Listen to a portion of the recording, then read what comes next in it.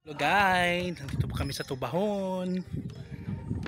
Guys, ang ganda ng paligid. Yung mga kasama ko nandun sa ilalim ng bakawan or mangroves.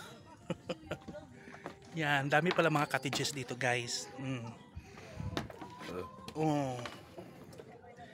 Yan, meron din silang parintahang ano. Yan oh. Hindi ko makita yung ano, napakasilaw ng ayan, parinta ng ano, babugsay.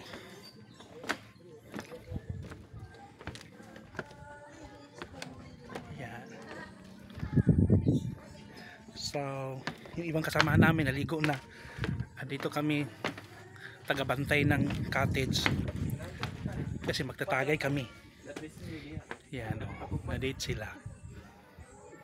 Yung mga pagkain, may inumin. Sarap ng life. So guys, tatlo lang kami guys. Tatlo muna kami dito. Laki ng cottage na. Ang laki ng cottage na, pero kami lang tatlo. Pero actually meron man din sila doon naligo. Naliligo sila.